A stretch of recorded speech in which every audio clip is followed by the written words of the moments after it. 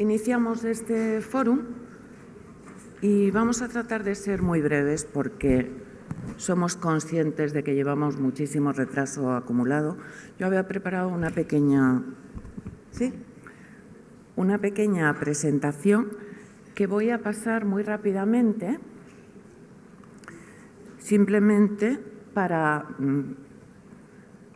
orientar un poco el contenido de esta sección. Y me gustaría repetir algo que la señora de Janspont ya ha dicho esta mañana, que es cómo el Convenio Europeo del Paisaje incluye las aguas interiores y las marítimas, pero también hace especial hincapié en que no solo el convenio atiende a todos los paisajes, sean de agua o terrestres, que son excepcionales, que tienen una gran calidad, sino también a los paisajes cotidianos y a los espacios degradados, fundamentalmente a los espacios degradados, y teniendo en cuenta que aquí estamos hablando de agua, en este caso de aguas interiores, pero también de las marítimas, creo que las aguas desde siempre han sido un lugar muy aprovechado por los seres humanos para verter residuos, algunos de ellos, la mayoría, que no son degradables. Simplemente hacer un poco de hincapié en que la configuración de los paisajes es producto de un proceso y de las actividades que se desarrollan en un territorio concreto. Es un proceso que tiene dos dimensiones indisociables, que son espacio y tiempo. Aquí se pueden ver dos imágenes de un mismo sitio, una tomada en el siglo XIX y otra en el siglo XXI. Esto quiere decir que realmente el paisaje no tiene un aquí y ahora, ha tenido un pasado, tiene un presente, pero es un presente muy inmediato, porque en breve pasa a ser futuro. Y precisamente de lo que se trata es de que se pueda propiciar un desarrollo en clave de sostenibilidad para esos paisajes que vemos en la actualidad.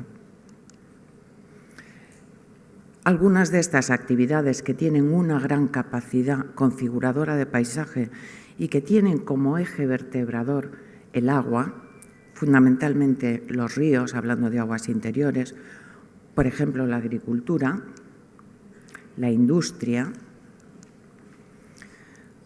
las obras públicas, las ciudades, incluyendo los jardines, y los espacios naturales, que aunque se hable de espacios naturales, es evidente que en ellos hay una clara intencionalidad y una clara intervención humana, puesto que estos espacios naturales los encontramos así por voluntad propia del ser humano, que tiene capacidad para decidir sobre ellos. Y sin más, vamos a empezar a dar la palabra a las personas que tienen que intervenir a continuación. Le cedo el turno de palabra a mi compañera Margarita Ortega, que ya hará la presentación. Gracias. Buenas tardes, muy rápido.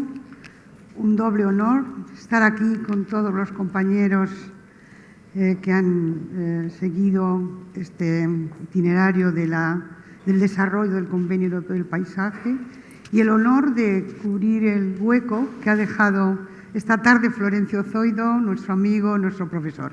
Sin más, vamos a dar la palabra a doña Mireska Dumbovic-Vilusic, que nos va a hablar de la Dirección de Patrimonio Cultural del Departamento de Conservación del Ministerio de Cultura de Croacia, y nos va a hablar sobre los retos de la evolución del paisaje fluvial urbano, el ejemplo de la ciudad de Zagreb. Adelante. Good afternoon, ladies and gentlemen. I'm very pleased to be here in this beautiful, historical and green city. The topic of my presentation is evolution challenges of urban river landscape in the past, so in the future, on the example of city of Zagreb. City of Zagreb is the capital city of Republic of Croatia. My presentation consists from some few parts.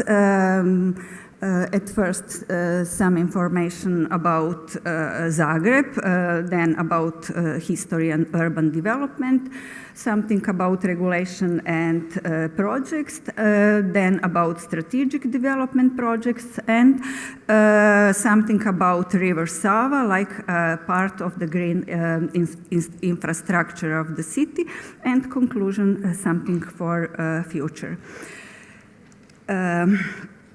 Zagreb is located at the foot of Medvednica mountain in the Sava River valley. River Sava watercourse in Zagreb was incised into gravel layers with the river bank about 100 meters. 1/3 of administrative area of Zagreb's territory consists from forest. The biggest one is Medvednica Nature Park, 1/3 is agricultural land, and 1/3 is territory territories urban settlements.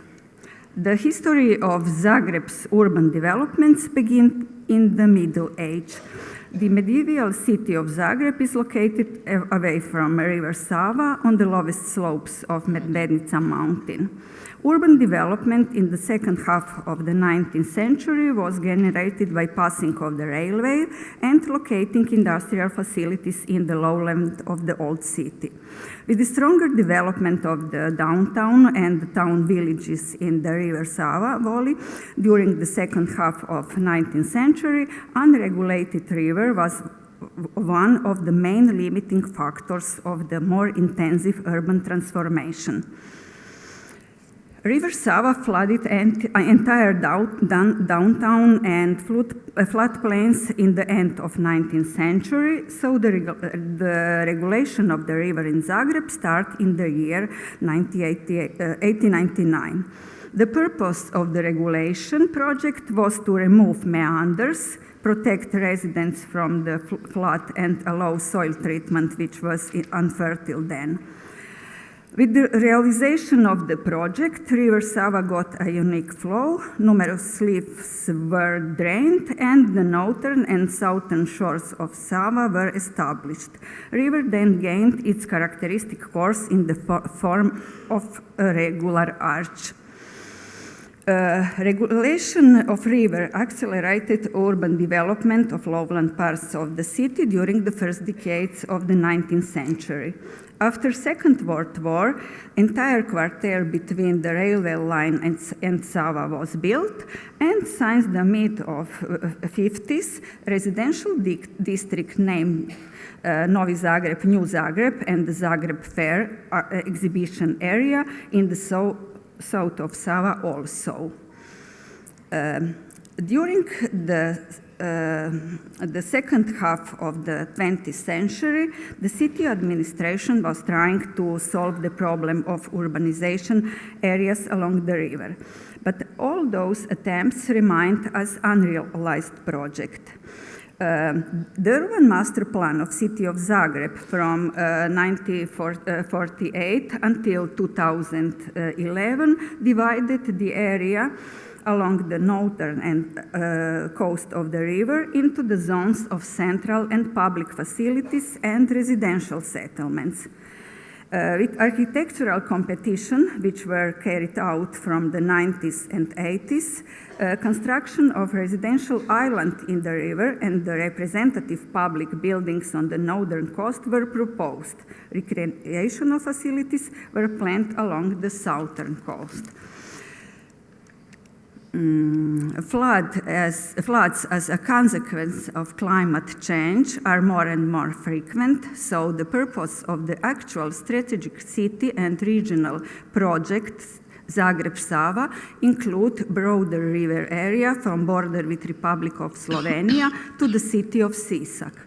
The goals of the project are flood protection, environmental protection, improvement of the existing and development of new waterworks, electricity production, improvement of agriculture, creating the condition for the development of tourism, sport, and recreation. It's planned by small hydropower plants, so-called windmills underwater. Flood security is planned by building 17 water courses. Project Zagreb on Sava was designed to provide diverse recreational facilities in the area along the river embankment. Small projects are being proposed, such as the recreational area for citizens that can be removed during the flooding of the river. At the same time, the city administration and politicians invited potential investors to participate in realization of new project City in the City, so-called Zagreb Manhattan.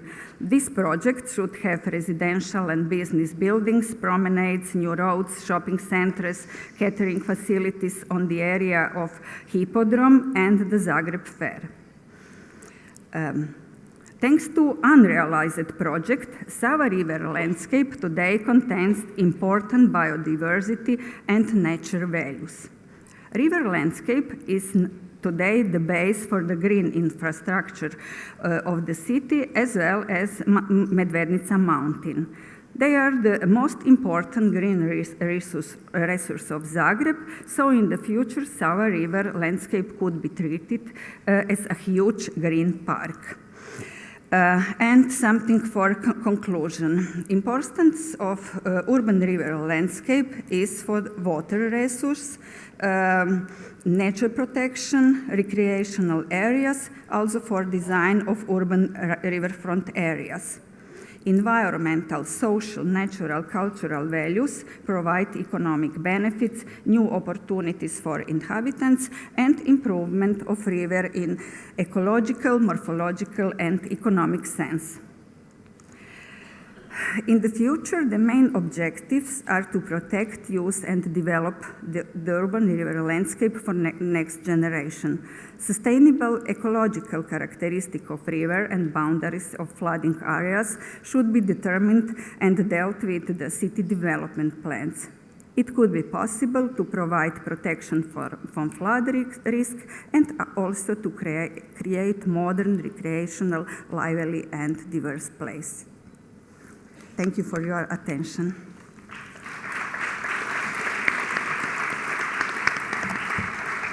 Muchas gracias. Se ha ajustado al tiempo y nos ha hablado del agua habitada. A continuación, no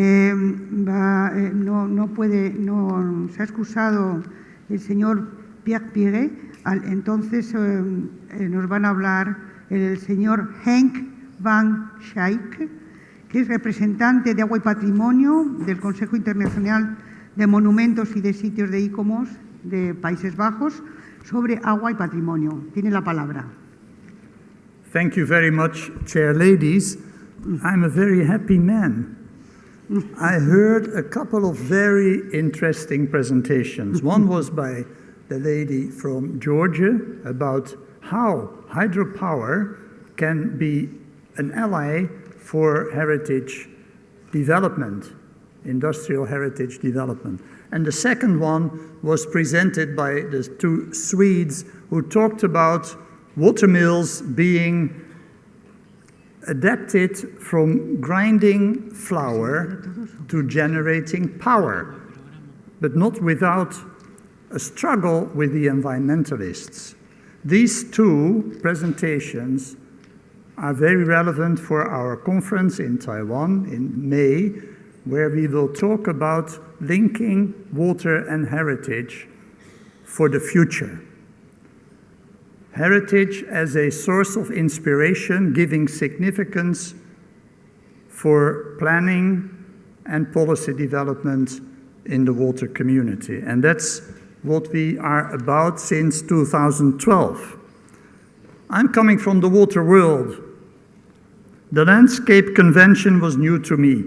I learned that in your definition of landscapes, inland waters, territorial waters, wetlands, watercourses, and even lakes and ponds are included.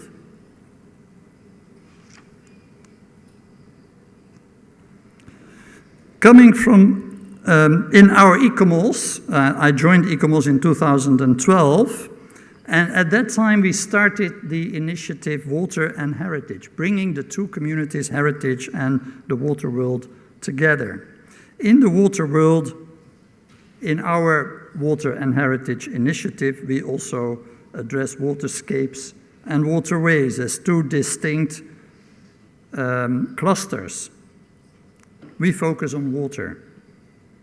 And we are in the process of developing an international scientific committee, together with the International Scientific Committee on Landscapes in ICOMOS, but with partners in the water world, to inform the relevance of water in the heritage world and vice versa, to inform the water world about the relevance of heritage.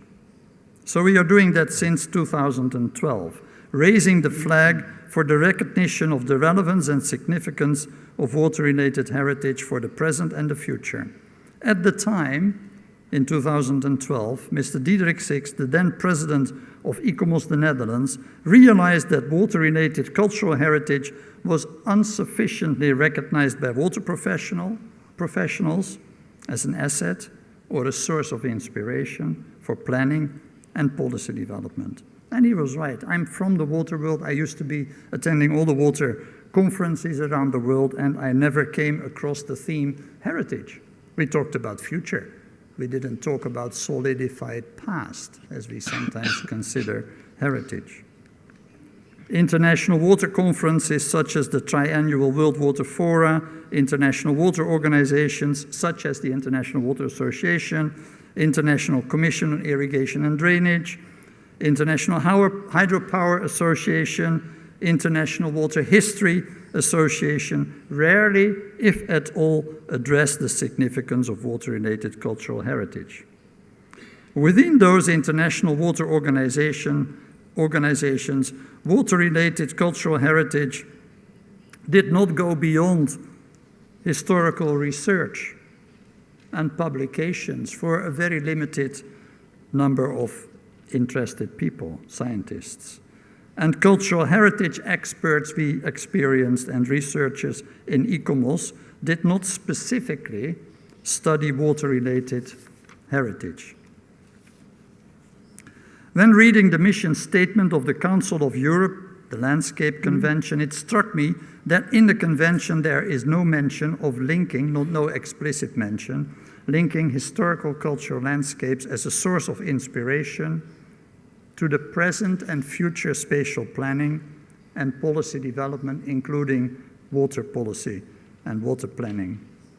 I hope that, and I heard it today several times, that these notions make our cultural heritage significant for the future is going to be a lead theme for the future, a source of inspiration, giving significance to both land and water. As said, our activities in the Water and Heritage Project are to raise the flag on water and heritage in the water world and in the heritage world. In the water world, we are in contact with international water organizations, such as the International Water Organization itself, the International Commission on Irrigation and Drainage, Hydropower, International Waterways Organization, etc.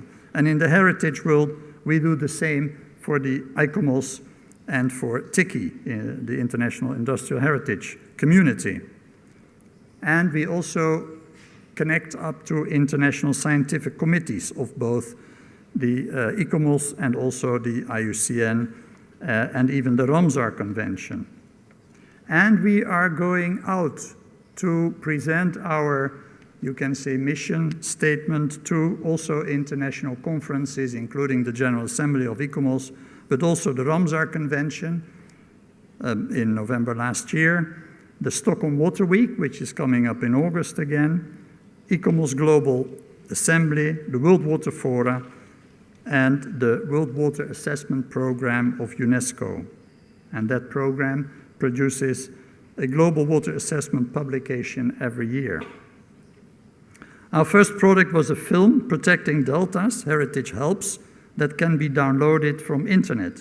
It presents material, governance, and spiritual connections. We didn't hear very much about that, but in East Asia, as the Subak example also illustrated, there is a lot of relation through religion to heritage, cultural heritage. And next, we organized a conference in Amsterdam in 2013, Protecting Delta's Heritage Helps, with a statement. This was the Magere Brug in Amsterdam. And we produced a statement of Amsterdam that is still valid today. You can see it on the internet. And the presentations of the conference were published in a book which was presented at the World Water Forum. And here you see, in Korea, you see Mr. Diederik Six on the right, Mrs. Blanca Jimenez, the Director of Water of UNESCO, the Dutch minister, former Minister of Water, and then, of course, me. And the presentations were published in the book Water and Heritage, Material, Conceptual and Spiritual Connections. And in the foreword of this book, Mrs. Irina Bokova wrote, as a basic element of life, our relationship with water is complex, entailing material and spiritual dimensions, and embodied in heritage that is both tangible and intangible. This relationship has always been a source of well-being and inspiration, as well as a source of innovation and creativity, leading us to think not only of the present, but also the future and the security of future generations. Well, I can tell you, she wrote it very well, but it's a long way to go to reach it. Since then, we are in close collaboration with the Center for Global Heritage and Development, a consortium of universities in the Netherlands and Taiwan, preparing for an international conference, which follows the International Scientific Symposium in Delhi in 2017, where a scientific board was agreed upon to be established. From 27 to 31st May, we organized this conference, and there are 5 themes. The first one is water for services, which is drinking, irrigation, etc. The second theme is on waterscapes, what we are addressing today here. The third is on waterways, which is harbors and cities, etc. We heard a couple of very good presentations on that. The fourth is on water and water for power. We heard and the last one is World Water Visions. So we are collecting cases for this conference to be brought into a publication. Lastly, we heard from our national representative, Mr. Pieter Ros, about some of the activities happening in the Netherlands, but maybe even more important is what is happening at the decentral level, at the level of cities, in the nature conservation, heritage organizations, etc. And then for you, I brought a flyer with me, an invitation for cooperation, which I will leave outside. So please join our Camino. Thank you very much.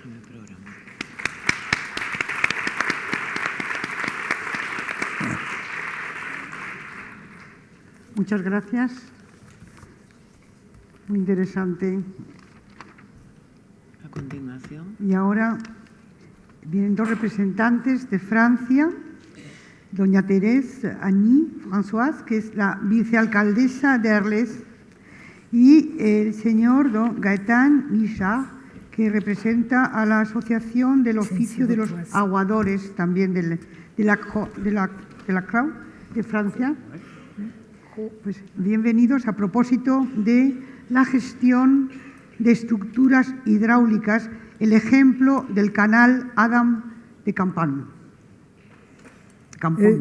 Oui, tout à fait ça.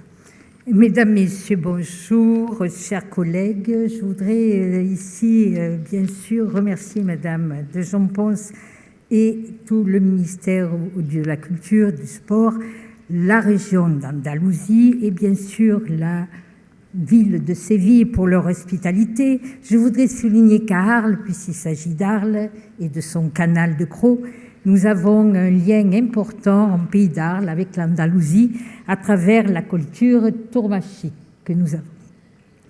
Alors, je suis ici pour vous présenter l'eau, le problème d'eau en Provence avec mon collègue. Nous allons vous proposer un diaporama.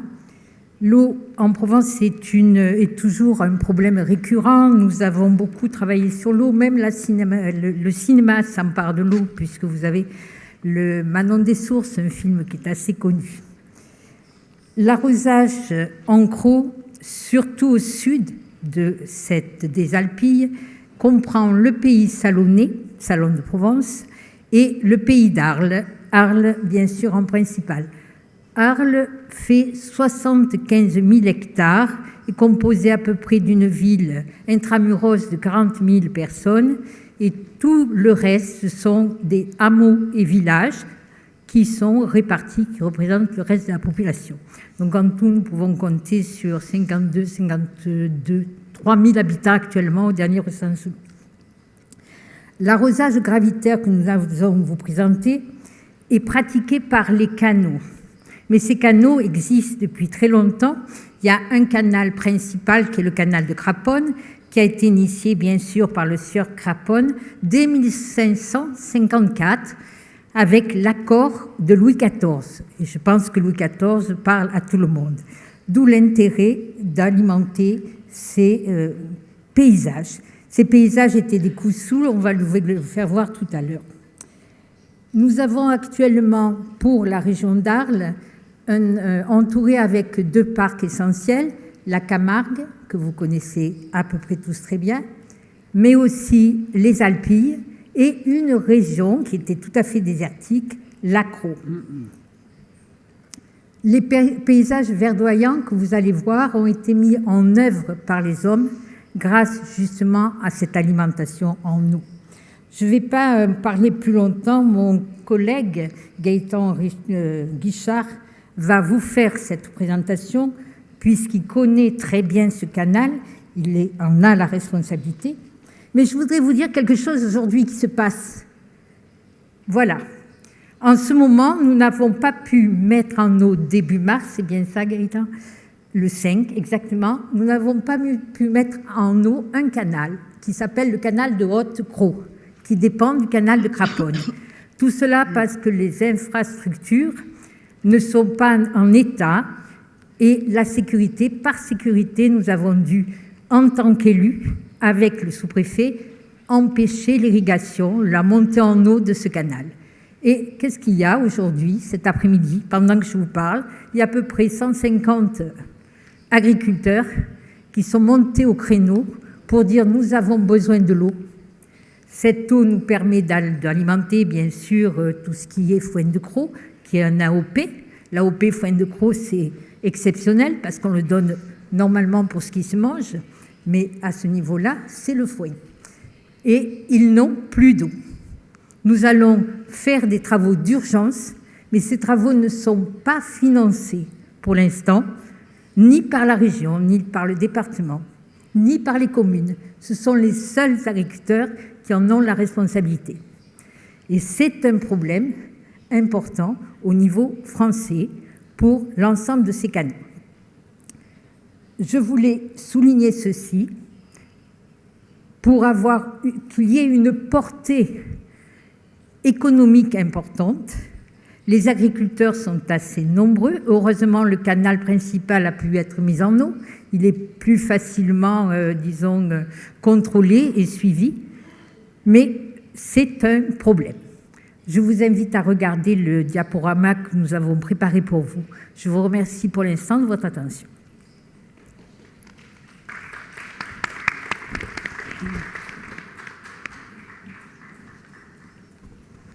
Bien, bonjour et merci pour ce petit rappel sur le canal La Haute-Crau. Donc nous sommes très heureux de vous présenter l'exemple du canal de Craponne ou ses effets positifs sur l'irrigation gravitaire. Dans le sud de la France, un paysage unique est riverain de la Camargue et des Alpilles, l'Accro.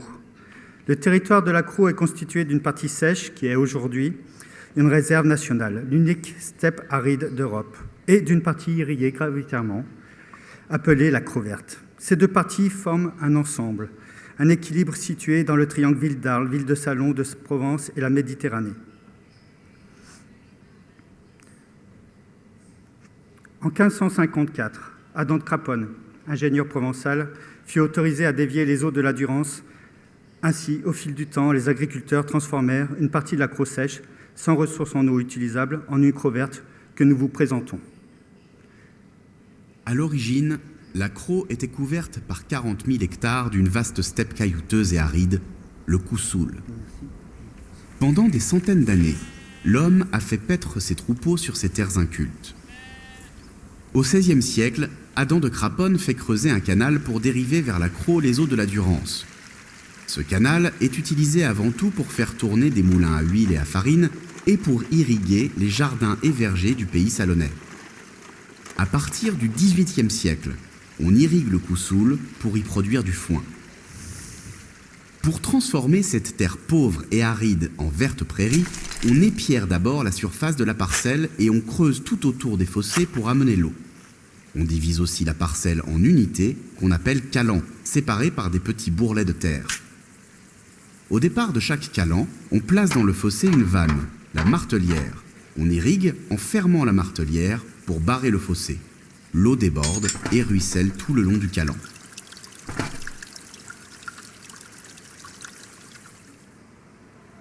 Au fil des siècles, le réseau de canaux s'est étendu en Crau. On cultive aujourd'hui du foin sur 12 000 hectares de prairies qui servent aussi au pâturage des troupeaux en hiver. Cette irrigation dite gravitaire apporte aussi les limons fertiles de la Durance qui se déposent sur la parcelle. Ils enrichissent le sol qui s'épaissit année après année. Que devient l'eau qui irrigue les prés ? Bien sûr, le but premier est de favoriser la croissance des herbes fourragères. Mais les plantes ne prélèvent finalement qu'un tiers de l'eau qui ruisselle sur la parcelle. Un autre tiers s'écoule en aval dans un fossé. Cette eau retourne au réseau d'irrigation ou est reprise par des canaux de dessèchement qui l'acheminent vers les étangs plus au sud. Un dernier tiers de l'eau d'irrigation s'infiltre dans le sol et vient alimenter la nappe phréatique qui circule dans les cailloutis du sous-sol. Cette nappe de 550 millions de mètres cubes est l'une des plus grandes de France. L'infiltration des eaux d'irrigation des prairies de Fauche représente 70% des apports d'eau à la nappe, alors que les pluies n'en apportent que 30%.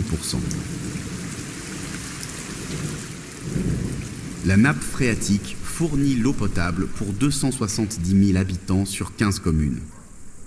Elle permet aussi d'irriguer par forage des arbres fruitiers et des cultures maraîchères. Elle est aussi utilisée par les industries. Finalement, tout le territoire dépend de la culture du foin de Crau et de son mode d'irrigation gravitaire traditionnel.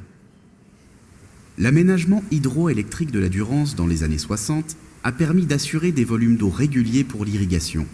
Mais les eaux des retenues de la Durance servent aussi pour d'autres usages, production d'électricité, irrigation agricole d'autres territoires, loisirs, tout en maintenant les milieux aquatiques. Les changements climatiques font craindre une pénurie d'eau en Durance. L'eau devra alors être économisée et son partage deviendra plus difficile. Aujourd'hui déjà, l'eau devient une ressource de plus en plus rare, de plus en plus convoitée, de plus en plus fragile. En Crau, la recherche d'une irrigation plus économe pourrait nécessiter de changer les modes ou les fréquences d'arrosage. Mais en limitant les pertes, on réduira la recharge de la nappe phréatique. Les prairies de Crau et les canaux sont aussi sous tension. L'urbanisation et les infrastructures perturbent le fonctionnement des canaux et grignotent peu à peu les prés. Mais moins de prés, c'est moins d'eau pour la nappe. La culture du foin de Crau est aussi fragile. Si elle devenait moins rentable, elle pourrait tout simplement disparaître. Les eaux dérivées de la Durance par Adam de Craponne pour irriguer la Crau se retrouvent aujourd'hui au cœur d'un des principaux enjeux auxquels le territoire de la Crau va devoir faire face au cours des décennies à venir. Ainsi, la même eau irriguée a été réutilisée parce que rendue réutilisable. Elle a permis le développement touristique, la production d'hydroélectricité, l'irrigation agricole, l'alimentation en eau potable et industrielle, le maintien de la biodiversité en alimentant les étangs et marais, et aussi en repoussant le biseau salé. Les canaux irriguent les haies entretenues par les agriculteurs, maintenant la biodiversité, l'érosion des sols, permettant la protection des troupeaux. Cet équilibre se voit On peut même le voir en plein cœur de la ville d'Arles, par cette représentation de Gauguin. Et 90 hectares dans cette ville sont irrigués grâce à l'eau brute. Depuis 4 siècles, suivant les courbes de niveau, le canal de Craponne et l'irrigation gravitaire ont façonné le paysage. L'agriculture extensive du foin de Crau et le pastoralisme entretiennent un agroécosystème sans émettre de CO2 grâce à l'usage du gravitaire. Ainsi, la seule ressource en eau de la Crau et tous les bénéfices qui l'accompagnent, dont le paysage est le plus emblématique, est le résultat d'une agriculture qui irrigue gravitairement. Or, le coût du maintien des infrastructures à la seule charge des usagers du canal de Craponne est de plus en plus important. Aucun des bénéficiaires indirects ne participe financièrement aux dépenses pour les services rendus. L'équilibre de cet agroécosystème est donc fragile puisqu'il dépend de la santé économique agricole locale. Ainsi, l'Europe pourrait peut-être faciliter l'accès aux aides pour les établissements publics d'intérêt général en charge de ces réseaux. L'Europe pourrait aussi les autoriser à solliciter un retour financier pour services rendus auprès des bénéficiaires indirects que sont les préleveurs ou les milieux naturels. Je vous remercie de votre attention.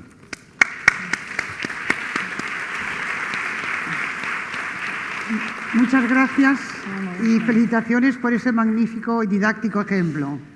A continuación, nos van a hablar del agua y el paisaje, la oportunidad temporal y especial, y lo va a hacer el señor Loïc Pianfetti, que es arquitecto paisajista y gestor de paisaje de la Sociedad Nacional de Ferrocarriles de Francia. Bienvenido. Bonjour. Tiene la palabra. Bonjour. Alors tout d'abord, je tiens à remercier évidemment les organisateurs de cet événement et par ailleurs de nous donner l'occasion de présenter notre démarche sur l'eau et le paysage. En fait, je vais développer l'idée de la poétique de l'eau, c'est-à-dire ce que l'eau peut apporter aussi de ce point de vue-là.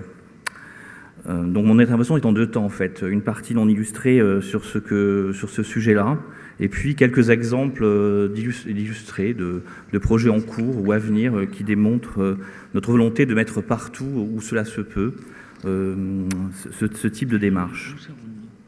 Donc en fait, j'ai intitulé mon intervention « L'eau et le paysage, l'opportunité du temps et de l'espace ». La prise, en fait, en introduction je peux dire, c'est que la prise en compte de la gestion de l'eau en milieu urbain comme préalable au projet permet de gérer les fonctionnalités tout en réduisant, voire annulant, l'impact de l'imperméabilisation des sols. Ainsi, l'eau structure dès lors l'espace en tirant le meilleur parti du relief et des contraintes. Cette démarche est un enjeu majeur dans le contexte de réchauffement climatique, mais au-delà, en respectant le sol et l'eau, le paysage mis en place s'installe durablement.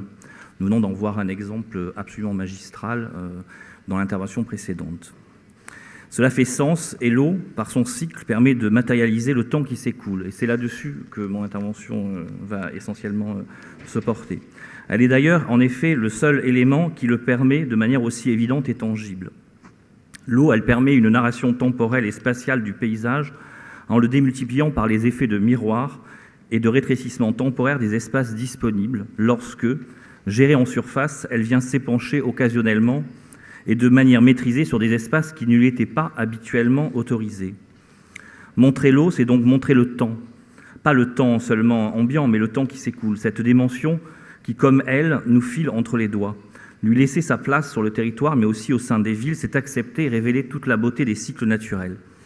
C'est aussi se protéger contre les dégâts qu'elle peut causer aux hommes et à leurs ouvrages, lorsqu'elle vient en excès dans les territoires qu'il habite, et dans lesquels il a trop souvent lutté contre elle, ne lui laissant pas sa place et pensant présomptueux pouvoir la contraindre au-delà du raisonnable.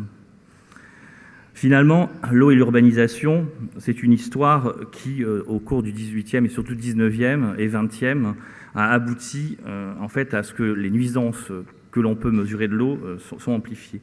Jusqu'au XIXe siècle, l'eau était très présente, y compris en milieu urbain. Les rivières sillonnaient à ciel ouvert les territoires qui se sont peu à peu urbanisés. Alors la Bièvre à Paris est connue, mais le Saussé dans la plaine de France en Seine-Saint-Denis également. Ailleurs, évidemment, vous aurez d'autres exemples. Elles ont permis leur développement, alimentation en eau, énergie, communication ou défense naturelle. Nous avons vu toutes ces thématiques dans les précédentes interventions. Ces rivières urbaines sont désormais enterrées, pour la plupart. L'imperméabilisation des sols, véritable défi dans le cadre du réchauffement climatique, La politique d'assainissement souterrain érigée en dogme, en Occident tout du moins, a amplifié la disparition de l'eau dans notre quotidien. Cette politique a entraîné des conséquences sur sa réapparition, certes plus occasionnelles mais violentes. Elle, évidemment, a participé à la destruction des connectivités et à l'effondrement en partie de la biodiversité, puisque en enterrant l'eau, effectivement, on rompt la trame verte et bleue. L'effet a fini par se faire sentir violemment lors d'épisodes pluvieux exceptionnels. L'eau prisonnière s'échappe alors de son corset. L'homme irrationnel, ne croyant pas tant qu'il ne vit pas l'événement, a alors pensé à son habitude régler le problème par de l'ingénierie classique. Ainsi, il s'est coupé de plus en plus de cet élément en percevant seulement le danger. Alors, à titre d'exemple, il y a un exemple intéressant, c'est dans la ville d'Osaka au Japon, la rivière Kyu-Yodo-gawa, qui porte plusieurs noms en vérité, et qui en fait, comme beaucoup de rivières, a permis de structurer l'ancienne ville d'Osaka autour du château et des parcs historiques. Et en fait, on va en reparler après, mais par le travail d'imperméabilisation au cours du XXe, finalement, à un moment, il a fallu monter des digues et puis monter des murs, et puis finalement, entre la ville et la rivière, il n'y avait plus qu'un cloaque de voitures, et toute la vie de la ville, qui était des maisons de thé et des restaurants et de l'activité liée à la rivière, avait disparu. Depuis la fin des années du XXe siècle, la ville d'Osaka a généralisé la gestion alternative de l'eau sur son territoire, a augmenté les surfaces de rétention, de désimperméabilisation, et aujourd'hui, ils ont pu effectivement démolir les murs et restituer la rivière à la ville. Mais on a les mêmes sujets, vous le savez, en France, dans le sud, les inondations d'octobre 88 à Nîmes en sont un exemple flagrant et dramatique. À Paris, la question des grandes inondations fait aussi l'objet de l'attention de l'État qui a engagé plusieurs réflexions et actions impliquant notamment les transporteurs comme la SNCF. Une inondation du type de celle de janvier 1910, 1,6 milliard d'euros de dégâts alors, serait bien plus catastrophique sur une des régions les plus attractives d'Europe. La SNCF a mis en place une politique qui permettrait de maintenir les continuités de transport en cas d'un événement aussi dramatique, dont on peut imaginer les conséquences. J'avais noté le chiffre, mais je ne le retrouve pas. En fait, il y a une politique au nord de Paris de bassin réservoir, des Grands Lacs. Plus de 800 millions de mètres cubes d'eau peuvent être ainsi stockés en attendant effectivement que le pic de crue se passe. Mais si on avait cet événement qui va arriver, puisqu'il va arriver, on aura 5 millions d'habitants en Île-de-France qui vont être perturbés dans leur quotidien et plus de 30 milliards d'euros de dommages directs. Donc cette crue majeure se produira de toute façon. Donc, là, entre autres, ce qu'il faut, c'est créer une culture du risque, c'est-à-dire faire comprendre un peu à la japonaise d'ailleurs que l'eau ne peut plus être cachée. Il faut accepter que des fois elle soit présente dans l'espace urbain et nous contraigne un peu pour permettre justement décréter des événements majeurs qui seraient bien plus dramatiques. Il faut donc changer de paradigme. L'eau visible et sa gestion alternative et déconcentrée. Il faut repenser le traitement qu'on inflige à l'eau. En vérité, il vaut mieux traiter l'eau, évidemment, à la parcelle et démultiplier au lieu de concentrer. Et à travers cette démarche, que ce soit sur des grands projets, on parlait des grands bassins réservoirs, mais sur des petits projets également, tout projet urbain, tout projet d'aménagement doit tenir compte de ça. Ça va de la fosse d'arbres, je dirais, au petit square, en passant par l'aménagement d'interfaces entre des réseaux et l'espace urbain, etc., etc. Alors cette démarche-là, elle articule en fait notre travail depuis l'origine. Elle nécessite, alors je vais vous montrer les 3-4 exemples que j'ai amenés, elle nécessite donc une anticipation. Alors là, c'est l'exemple de Épinay-sur-Seine. Épinay-sur-Seine, c'est une commune de Seine-Saint-Denis. C'est la Seine-Saint-Denis qui a été moteur dans ces politiques-là, justement. Et donc à Épinay, il y avait une passerelle PMR donc pour les handicapés qui avait été créée pour franchir les deux côtés d'une voie ferrée. Et on voit l'état de la passerelle au moment où on est intervenu. Donc il y avait un tas de terre en quelque sorte. Et l'espace urbain entre je dirais la passerelle et la voie ferrée et la ville n'avait pas été traité. Donc on a, et heureusement sur ce projet, parce que les projets que je vous montre ce sont des projets où on a pu intervenir très en amont, sinon ça ne fonctionne pas.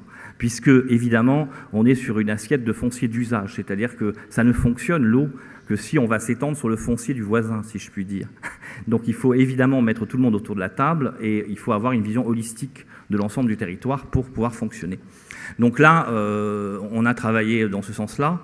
Donc on a pu effectivement peu à peu aménager cet espace Et en fait, on a travaillé donc l'idée de bassins de rétention qui font paysage, qui alimentent la végétation qui est gérée de manière extensive, qui évite de rejeter trop d'eau dans les réseaux, donc désature les réseaux, donc participe de la lutte contre évidemment l'inondation, le réchauffement climatique en îlots de fraîcheur, et en même temps permet de manière frugale d'arroser un aménagement paysager de manière naturelle sans qu'on ait d'apport à faire, et en même temps fait une transition entre l'espace urbain et la passerelle.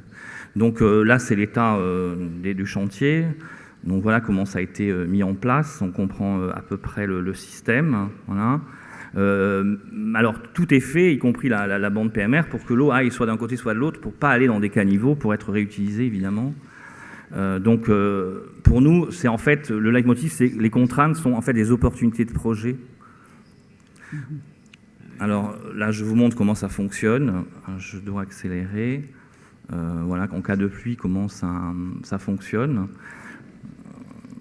Donc, voilà.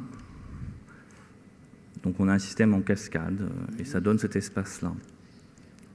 Donc sur un autre exemple, Vers-sur-Marne, c'est un bassin en fait des crues de la Marne. Donc au sud de l'image, enfin vous avez la Marne, vous aviez les voies ferrées qui étaient transparentes, mais vous aviez la LGV qui barrait les crues de la Marne. Donc on a fait un énorme réservoir qui permet de stocker de l'eau, les fameux réservoirs amont de la ville. Mais en fait, on l'a conçu pas comme un trou, parce qu'au départ, c'était un trou. On a pris beaucoup plus d'espace et on a créé en fait un éco-paysage avec des parties en prairie, des parties qui sont sèches, des parties qui sont inondables. Ça a eu d'ailleurs le prix des Victoires d'or du paysage en 2014. Voilà ce que c'était. Donc voilà la ligne qui vient couper. Voilà la mise en place du paysage. C'est aujourd'hui un lieu d'expérimentation aussi et d'éducation pour les universités parisiennes et pour les enfants aussi. Donc voilà la phase travaux, voilà ce que ça devient. Et vous voyez au bout de l'image en bas à droite, au bout de 2-3 ans, on a l'impression que c'est un paysage qui a toujours existé, qui est naturel. C'est aujourd'hui d'ailleurs l'étape du Héron pourpre en Île-de-France qui est revenue grâce à cet aménagement. D'autres exemples, ici le Moulinet, Grand Paris, vous voyez là à gauche, vous avez une marquise qui sert à abriter le voyageur, qui sert à faire de la rétention, donc y compris sur ces petits édicules, on peut faire de la rétention d'eau et éviter d'apporter trop d'eau, on écrète en fait partout. À droite, vous avez quelque chose qui m'est venu en visitant Séville et Cordoue il y a longtemps, les jardins en creux, dégénérés par la vision des cours des orangers des deux cathédrales, où en fait l'idée maintenant c'est que je fais des jardins en creux plus ou moins grands, dans lesquels on peut s'asseoir ou pas, sur lesquels on peut marcher, et qui servent en fait de jardin d'ombre avec de la rétention d'eau. Enfin, le dernier projet, le bassin hier, restauration d'un ouvrage d'art, nécessité de pouvoir accéder dessous de manière occasionnelle, et l'idée du pont qui pleut, le pont Fuyé, donc sous l'ouvrage qui en général est une partie sèche, on est venu créer des zones humides, donc des zones de vie. Et ça se situe dans l'ouvrage d'art lui-même est classé monument historique, le site est classé au titre des sites, de la protection des sites, et il est également classé au titre de l'environnement, puisque c'est la vallée de l'Yerres, qui est une vallée très importante en termes de trame verte de biodiversité. Voilà ce que ça donne. Donc vous voyez, ça a été fini là au printemps, donc le printemps dernier, donc on a tout le système avec un système de drainage qui permet de restituer le passage des hommes au milieu d'un espace sensible mais canalisé. Voilà, donc ça reprend ce que je vous ai dit, et voilà. Je vous remercie pour votre attention.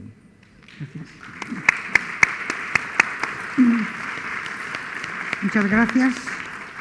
A continuación, y ya en último lugar, nos van a hablar de los paisajes fluviales y de la resiliencia costera a cargo de don Romeo Farinella, que es profesor de la Universidad de Ferrara del Laboratorio de Urbanismo y Ordenación del Territorio Italia. Tiene la palabra. Buenas tardes. Je voudrais d'abord remercier les organisateurs de cet moment de réflexion collective très importante, et en particulier Madame de Jompon qui m'a invité. Et moi, je suis professeur d'urbanisme, donc je suis architecte urbaniste et je m'occupe des projets. J'ai fait de la recherche à travers les projets urbains et projets de paysage, projets de territoire. Et je vous présenterai deux projets qui sont en même temps des projets urbains, des projets de paysage. Sont des stratégies aussi d'interdisciplinarité et concernant la complexité dans le sein de Garmorin, bien sûr, et des problématisations de gestion et aussi des conceptions des trams verts, des trams bleus qui sont déjà été cités dans des interventions qui m'ont précédé. Et les problématiques abordées dans ma contribution donc, concernent la réhabilitation urbaine et paysagère des villes fluviales dans des contextes naturels sensibles et délicats comme les deltas, et dans un cadre problématique dans lequel les atouts de la régénération urbaine sont liés aux questions du risque et de la résilience posées par le changement climatique. Il faut donc penser l'aménagement territorial et paysagère, pas seulement en termes socio-économiques, d'accessibilité et des modèles d'urbanisation, mais aussi des risques. Un nouveau mot-clé est prioritaire dans la construction des stratégies futures pour notre ville et paysage. Par conséquent, les futurs projets urbains et paysagers constitueront une opportunité pour régénérer ville et paysage, et c'est nécessaire aussi pour réinventer de nouveaux paysages, et de nouveaux lieux d'habitation, de nouveaux lieux ruraux et naturels dans une vision plus large, capable de lier les attentes locales avec les visions globales en favorisant la participation des citoyennes, des élus, des professionnels, des institutions de recherche, et donc en favorisant aussi le croisement des savoirs nécessaires pour gouverner cette complexité. La réflexion sur la résilience associée à l'aménagement du territoire signifie également réfléchir de façon critique autour des modèles et formes de l'urbanisation moderne et contemporaine, et donc sur la nécessité de limiter et contraster l'artificialisation du sol et la transformation radicale de nombreux paysages historiques, mais aussi sur la rupture des délicats équilibres naturels, particulièrement visibles dans les territoires fluviaux, avec l'artificialisation et le bétonnage de nombreuses fleuves urbaines. Dans les deltas, les processus d'artificialisation du sol, conséquence des processus d'urbanisation, étaient particulièrement importantes en raison du caractère changeant de ces territoires, avec les littoraux qui reculent en raison de l'élévation du niveau de la mer et en raison aussi de la tendance des fleuves à déborder naturellement, et aussi en raison de l'intrusion de l'eau salée qui pose beaucoup de problèmes à l'agriculture. Au niveau global, les deltas sont des carrefours historiques du développement économique et urbanisation, comme nous montrent beaucoup de villes côtières et fluviales dans l'Orient et aussi en Afrique. Parmi les plus exposés à cette dynamique, dans les 2050, 650 millions de personnes vivront dans les deltas et les longues des côtes les plus urbanisées. Si cette donnée nous donne la mesure de la rélevance globale du phénomène de l'urbanisation côtière, de l'autre nous pose la nécessité de partager expériences, études, pratiques dans un esprit de coopération internationale. Donc, les deltas, donc le débat concernant l'avenir des villes en Europe et dans le monde entier tourne autour des thèmes généraux. Tout d'abord, l'idée d'un développement durable appliqué aux politiques urbaines et du paysage. Ancienne question, mais toujours très présente. Deuxièmement, la réflexion autour de la dimension et les limites des villes contemporaines, de la ville contemporaine. Il s'agit d'une question complexe, car nous sommes en train d'assister aujourd'hui à un passage de la dimension de la ville compacte à l'étalement urbain et suburbain. Enfin, il faut souligner l'actualité des problématiques concernant la relation entre les villes et la nature. Plus généralement, nous pouvons parler de l'importance des espaces vides dans la reconfiguration de la forme urbaine et dans une perspective résiliente. L'importance de ces sujets est liée à l'idée de la ville comme phénomène autant écologique que paysagère. Et la réflexion théorique et pratique concernant les relations entre la ville et la nature, avec toutes les implications sur les problématiques de l'organisation et de la forme urbaine, est également conséquente à l'approbation des traités et des accords internationaux, comme les accords sur les changements climatiques, la Convention européenne du paysage, sur la ville durable, et voilà. Et ça nous pose la perspective de travailler sur la durabilité, bien sûr, mais aussi sur la sauvegarde et valorisation des paysages urbains et du patrimoine comme composants de la ville du futur.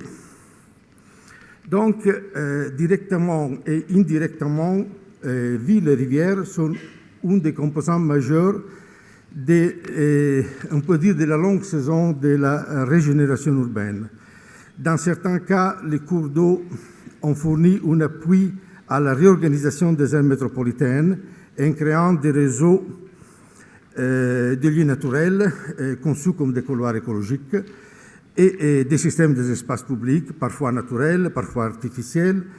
Dans d'autres situations, les stratégies et les projets se sont concentrés sur des zones urbaines limites comme peuvent être une friche, un quai, une berge. Pour cette raison, l'analyse de l'expérience de la réhabilitation urbaine concernant les relations entre les cours d'eau et les villes nous montre une variété extrêmement articulée d'interventions et d'actions.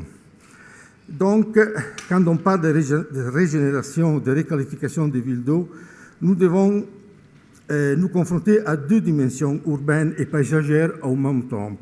L'eau comme occasion pour la régénération des zones désaffectées des villes et l'eau comme couloir écologique et culturel reliant ville et territoire. Les réflexions que je vous montre maintenant et qui concernent le projet tournent autour de deux cas d'études approfondies dans ces dernières années dans deux projets de recherche financés par l'Union européenne concernant la thématique de l'eau dans les stratégies de la réhabilitation urbaine. Il s'agit du projet Les fleuves comme infrastructure culturelle et le projet Le comme patrimoine. Et après cette expérience, pendant ces dernières années, nombreux cas de villes fluviales et villes côtières dans différentes parties de l'Italie et du monde ont été approfondis, incluant trois différents aspects. Les stratégies de régénération des villes, la prise en compte de l'importance de la dimension patrimoniale des villes et des situations d'eau, l'Historical Urban Landscape, que l'UNESCO, le concept introduit par l'UNESCO, les problématiques du risque et de la résilience associées aux projets urbains et paysagers. Et dans cette année, nous avons travaillé en Italie dans les deltas du Po, du fleuve Po. On a travaillé long toute la côte adriatique, dans la ville de Rimini et d'autres villes, mais on a travaillé aussi à Saint-Louis, en Sénégal, à Porto-Novo, dans le Bénin, et maintenant on est en train de travailler à Dhaka, en Bangladesh. Donc maintenant, je termine ma réflexion avec quelques images de ces recherches-projets que j'ai conduits dans le delta del Po, à Comacchio, Codigore, dans d'autres petites villes du delta du fleuve Po, et aussi avec un projet qu'on a fait à Saint-Louis du Sénégal. Il s'agit de deux situations qui, au niveau environnemental et des problématiques urbaines, sont comparables. Comacchio, le delta du Po et aussi Saint-Louis sont inscrits dans son patrimoine de l'UNESCO, patrimoine mondial de l'humanité. Et présentent des différentes situations de fragilité liées à la dynamique des changements climatiques des deltas, les pressions liées à l'activité touristique, la nécessité de conservation, valorisation, utilisation d'un extraordinaire patrimoine urbain et naturel. Et donc, il y a des différences historiques, géographiques, culturelles, mais il y a un partage des situations qui sont très, très similaires. Ça, c'est le territoire du delta du Po, la partie finale du fleuve Po, dans la région de l'Émilie-Romagne, où on a travaillé sur la nécessité de réorganiser tous les espaces long le fleuve Po par réintroduire les marais et lagunes pour gérer des éventuelles inondations de fleuves et canaux. On a pensé à l'utilisation de l'eau comme espace public et infrastructure de transport, l'eau comme facteur clé pour le développement économique, l'eau comme composante structurelle pour la gestion hydraulique du territoire et composant du paysage, l'eau comme élément de l'environnement naturel et écologique, et enfin la réintroduction des alignements des dunes sableuses pour faire face à l'avancée de mer dans la partie finale du système du fleuve. Oui, je vous montre les images, je termine parce que j'ai déjà... Ça, c'est la variation du paysage avec l'assainissement des territoires des marais lagunes pendant l'histoire. Ça sont des études d'organisation du territoire avec ces projets d'aménagement qui réintroduisent l'eau dans un paysage qui avait l'eau et qu'il a effacé. Et avec des différentes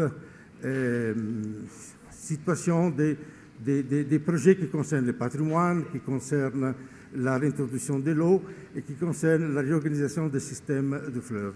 Et aussi, l'autre expérience, mais on n'a pas le temps, c'est celui du Sénégal, avec un projet qu'on a fait avec l'Université Gaston Berger et l'IRD Dakar pour la réutilisation du plan d'eau de la ville de Saint-Louis et pour la réorganisation du système urbain des fleuves dans la ville de Saint-Louis. Merci beaucoup.